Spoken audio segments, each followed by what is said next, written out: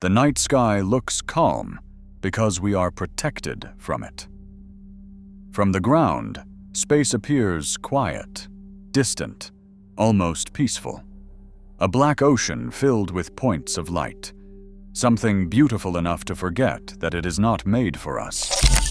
But beyond the thin atmosphere wrapped around Earth, the solar system is not peaceful. It is a chain of extremes. Worlds are burned by radiation, crushed beneath impossible atmospheres, torn by gravity, frozen in darkness, and surrounded by debris moving faster than bullets. We live inside a system that only looks gentle from far away. The deeper you move through it, the more obvious the truth becomes. The solar system is not a home. It is a survival machine. The tranquil vault of night is an illusion of geography. We look out from a rare sanctuary, mistaking our own safety for a universal truth. But the silence of the cosmos is not peace. It is a vacuum of consequence. Outside the thin envelope of our air, the solar system operates as a grand engine of destruction, indifferent to life. Every celestial body is locked in a relentless struggle against cosmic forces. Some are scorched by invisible torrents of energy, while others are crushed by weightless oceans of gas. Rocks travel through the void at speeds that turn dust into artillery. Gravity does not merely hold these worlds together, it tears them apart. To cross this threshold is to leave behind the quiet shelter of the only home we have ever known. We step into an arena of fundamental violence, where planetary survival is dictated by brutal, chaotic physics. The serene order mapped from our telescopes is a mask. In reality, we are surrounded by a wilderness of radiation, freezing darkness and pressure, where existence is a brief, miraculous exception to an unyielding rule of hostility. The architecture of this hostility is anchored to a single point. At the center of the system sits a massive nuclear engine of unfathomable scale. The Sun is a violent thermonuclear furnace radiating 384 yottawatts of power. It dominates the entire solar system through three primary instruments: gravity, light, and an unceasing flow of particles.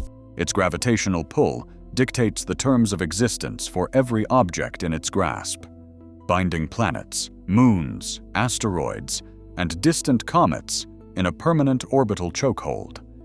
This force holds the system together, yet it also drags them along on a path of unending exposure to a stellar monster. To comprehend this output is to realize the insignificance of human scale.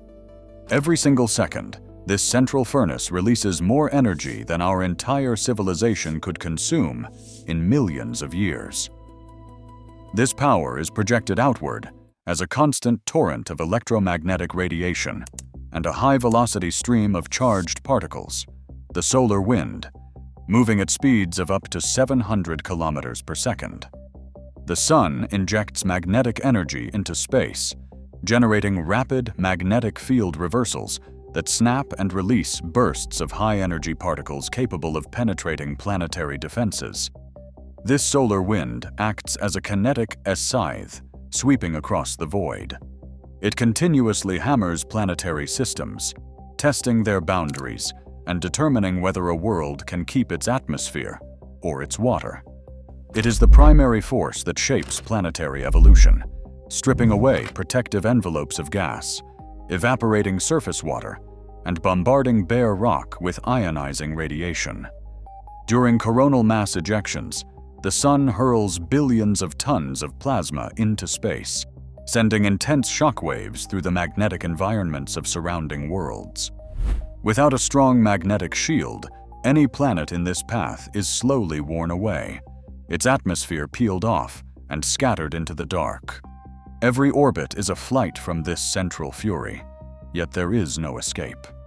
The gravity of the Sun holds its victims in place, while its energetic breath ensures that the space between them remains a lethal desert.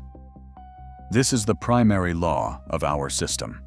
The light that can sustain a fragile world is also the ultimate engine of cosmic destruction. The first victim of this central furnace is a scarred, tiny world of iron and stone. Mercury sits closest to the fire. From its barren, dust-strewn surface, the star dominates the sky, appearing more than 3 times wider than it does from Earth, a monstrous disk of blinding white. It strikes the dark rock with a savage intensity, delivering 9,150 watts of energy per square meter. This is over 6 times the solar flux felt on Earth, a constant bombardment of raw radiation. Because this world has almost no atmosphere, it is entirely defenseless. There is no protective shield, no air to distribute the heat, and no wind to carry it away. Instead, the ground exists in a state of relentless thermal violence, a brutal pendulum of physical extremes. During the long daytime, surface temperatures rise above 400 degrees Celsius, hot enough to melt lead on the open ground. But as the planet slowly turns its back to the glare, that energy escapes instantly into the vacuum. Without an atmosphere to trap the warmth, night temperatures plummet to minus 180 degrees Celsius. This is not weather. It is a permanent, violent shock cycle of incineration and freezing dark. The planet's crust expands and contracts under the strain of a 600-degree thermal swing, fracturing the stone in absolute silence. On Mercury, solar power is not an invitation for life to begin. It is an instrument of unyielding physical punishment. To move further outward is to encounter a warning. Venus is often called Earth's twin, sharing a nearly identical size and mass. But this resemblance is a cosmic deception. Where Mercury suffers from bare exposure, Venus is suffocated by confinement, locked under a massive, choking seal. Its sky is heavy, with a dense envelope composed of 96.5% carbon dioxide, permanently wrapped in thick clouds of highly corrosive sulfuric acid. This thick barrier acts as an efficient trap for the stellar energy. Though Venus sits nearly twice as far from the Sun as Mercury, receiving less than a third of its solar flux, it remains significantly hotter. The runaway greenhouse effect drives surface temperatures to a steady, uniform 467 degrees Celsius, an environment of constant, lead-melting incineration that never cools, even during the long night. This thermal cage is coupled with immense kinetic force. The sheer mass of this carbon dioxide atmosphere generates a crushing surface pressure of 94 bars. Standing on the Venusian surface is equivalent to enduring the weight of diving nearly 1 kilometer beneath Earth's oceans, a physical force that instantly buckles engineered structures. When the Soviet Union's Venera 13 lander touched down on these basaltic plains in March of 1982, engineers expected the heavily armored titanium probe to survive for perhaps 30 minutes. It managed to operate for 127 minutes, transmitting the first color photographs of a jagged, orange-tinted wasteland before the planet's brutal atmosphere crushed and melted its components. It remains a stark testament to a planetary disaster preserved in real time. But this pressurized furnace is not static. When NASA's Magellan spacecraft mapped Venus using synthetic aperture radar, it revealed a highly fractured terrain shaped by relentless geological violence. The radar pierced the cloud deck to expose thousands of collapsed volcanoes, vast fracture systems, and sprawling lava flow fields. Recent analysis of this archival radar data shows that Venus is not geologically dead. Volcanic vents have been observed expanding and changing shape over mere months, confirming active eruptive processes. Venus is a world that warns of what happens when a planet's climate is driven to the ultimate extreme, sealing its own fate under a crushing blanket of acid and fire. Between these dead and dying worlds hangs a solitary blue exception. From a distance, Earth appears as a serene masterpiece of blue oceans and swirling white clouds, a quiet island in a violent sea. But this calm is a mask. The habitability of this planet is not an inherent right of its position. It is a precarious, temporary state, maintained by a complex, layered stack of cosmic shields. If even one of these defenses fails, the oasis collapses, returning the world to the sterilization that defines the rest of space. Our atmosphere is a perfect, fragile compromise. Unlike the crushing density of Venus, Earth's air exerts a modest 1 bar of pressure at sea level, allowing delicate biological structures to exist. This thin envelope is rich in nitrogen and oxygen, gases maintained not by geology, but by the unceasing collective action of life itself. Microscopic ocean organisms, forests, and grasslands continuously absorb carbon dioxide and release oxygen, actively terraforming their own home.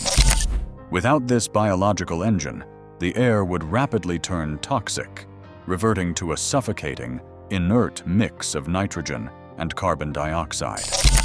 This protective blanket traps enough solar warmth to maintain liquid water across 71% of the surface, yet it remains under constant threat. The sun continuously bombards Earth with a lethal stream of charged particles moving at 700 kilometers per second. This kinetic scythe would strip away our atmosphere, leaving the ground as barren as Mercury, were it not for an invisible shield. Deep within the planet, a rotating liquid iron core generates a massive magnetic field. This magnetic canopy deflects the solar wind, channeling the deadly radiation safely around the planet and out into the dark. Even our climate's stability is a legacy of ancient violence. 4.5 billion years ago, a planetesimal the size of Mars collided with the proto-Earth in a cataclysmic impact. This collision melted the planet, ejected a massive ring of debris, and formed the Moon. This satellite is more than a bright companion in the night sky. Its gravity acts as a gyroscope. The Moon prevents Earth from wobbling wildly on its axis, keeping our seasonal cycles predictable and preventing extreme, permanent climate shifts that would freeze the equator or boil the poles. Further out, another guardian protects this sanctuary. The immense gravity of Jupiter shapes the debris traffic of the outer system, acting as a giant shield that sweeps up or deflects stray comets and asteroids that would otherwise rain down on the inner planets. This is the habitability stack, a fragile architecture of survival. Change these parameters by a fraction, and the system breaks. Move Earth slightly closer to the Sun, and the oceans evaporate.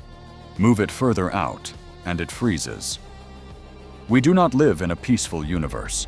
We live inside a survival machine, balanced on a razor's edge. Outside the protective bubble of Earth's magnetic canopy sits a world that serves as a tomb for a wet, warm past. Mars is a silent planetary graveyard, a warning written in rust.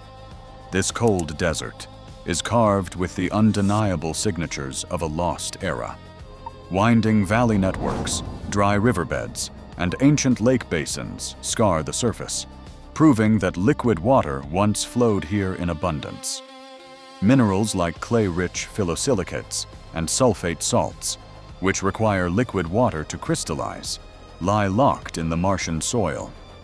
Billions of years ago, Mars was an active hydrological world, home to rushing rivers, standing lakes, and perhaps even a northern ocean. It possessed the essential conditions for life, insulated by a thicker, warmer atmosphere that kept the cold of space at bay. But this warm oasis was unsustainable. Unlike Earth, Mars did not possess the active, churning dynamo in its core needed to generate and maintain a global magnetic field. As the planet's smaller interior cooled and solidified, its magnetic shield withered and died. Without this protection, Mars was left entirely exposed to the unceasing power of the solar wind, leaving its atmosphere vulnerable to the energetic particles streaming from the Sun. The Sun stripped the planet bare. Data from NASA's MAVEN spacecraft reveals the exact physics of this atmospheric theft.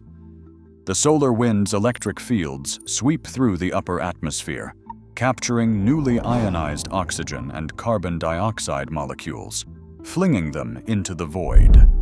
Solar particles slam into atmospheric gas, knocking molecules directly into space through sputtering, while ultraviolet radiation breaks water molecules apart, allowing light hydrogen atoms to escape forever.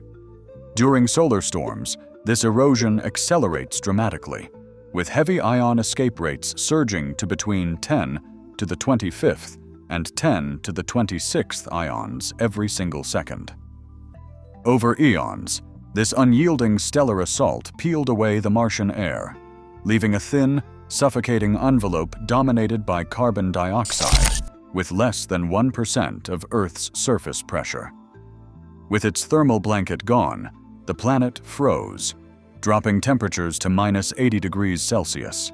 Liquid water became unstable on the surface, instantly boiling into vapor under the low pressure, or freezing solid into the dusty ground. Today, Mars is a sterilized wasteland. Huge dust storms, sometimes spanning the entire planet, block the sun for months at a time, whipping fine, toxic soil across dead volcanoes and empty plains. The thin air offers no shield against the constant torrent of cosmic and solar radiation, which bombards the surface with lethal intensity. It is a world that could not keep its oceans, a frozen archive of failure. Mars stands as a quiet, cautionary monument to the fragile nature of habitability, a world that once had everything, only to be systematically dismantled by the cold, hostile reality of the cosmos. Science fiction portrays this region as a chaotic storm of colliding rocks, a dense minefield where ships must dodge for survival. The reality is far more desolate, yet infinitely more ominous. The asteroid belt is a vast, mostly empty expanse of space, where the average distance between major objects is hundreds of thousands of kilometers.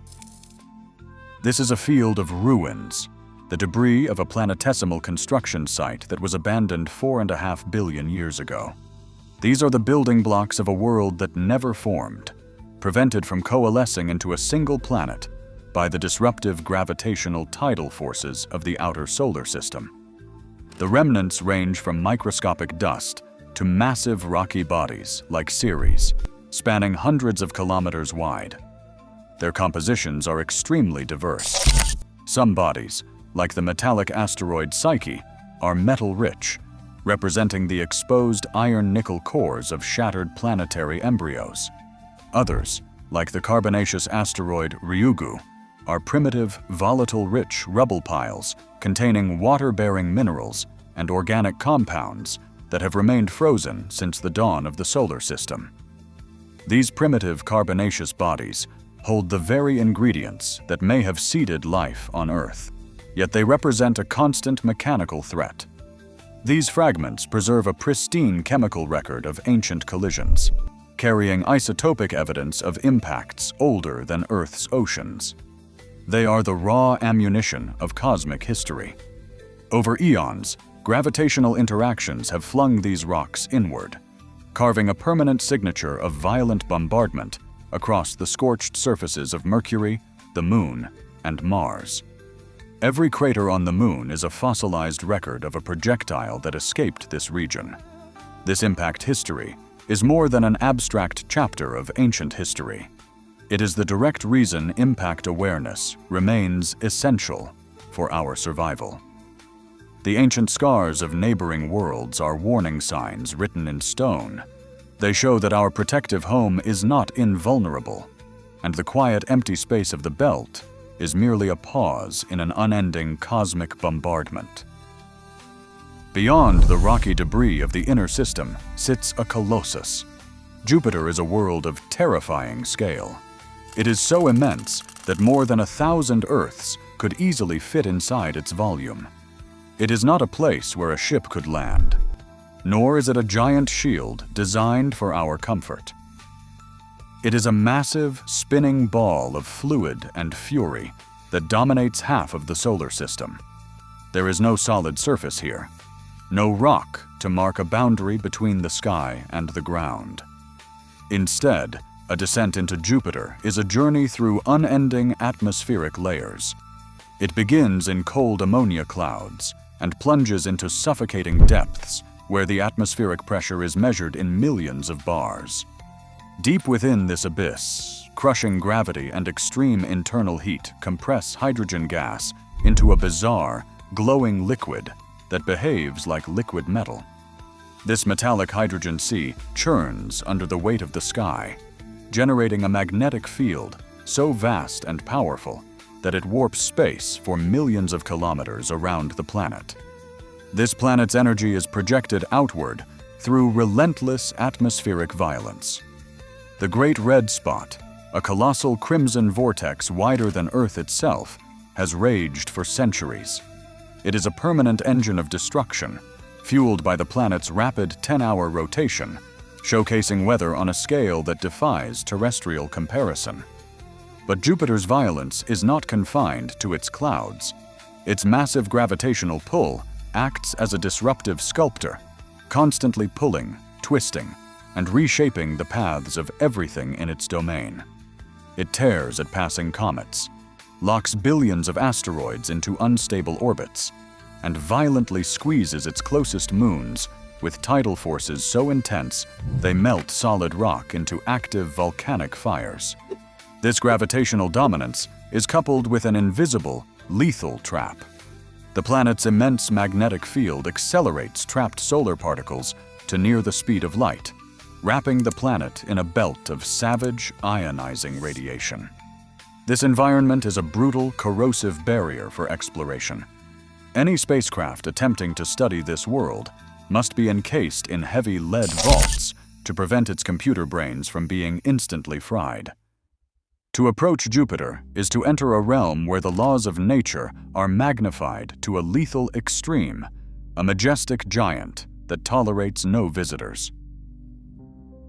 Past the domain of the Colossus lies a vision of symmetry. Saturn floats in the cold dark, a jewel suspended within a broad, shimmering disk. From afar, it presents a picture of stillness and mathematical perfection. But this elegance is an illusion of distance.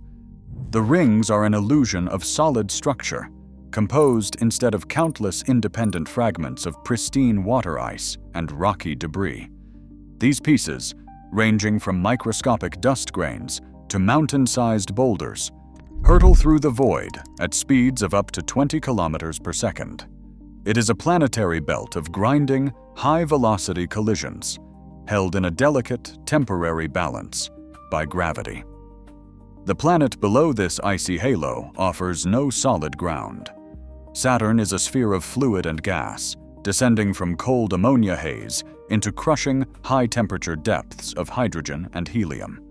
There is no surface to stand on, only a continuous, vertical sea of pressure that would flatten any human machine before it could reach the inner core.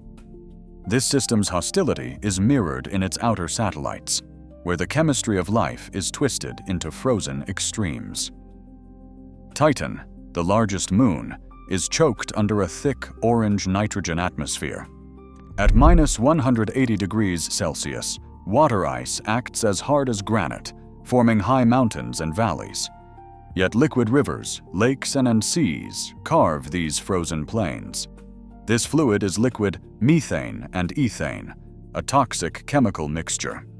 Titan's vast northern seas, like Krakenmeer and Ligeia Mare, rise and fall with seasons of petrochemical rain, a volatile weather cycle operating in a permanent cryogenic freeze.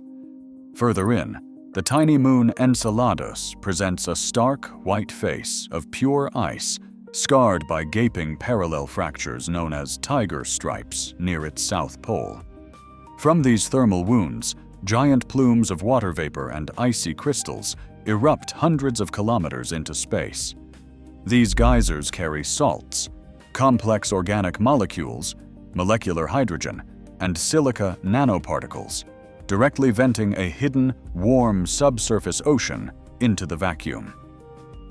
Enceladus conceals a geologically active sea under its outer crust, proving that even in this distant, freezing dark, the ingredients of life are actively churned by tidal forces.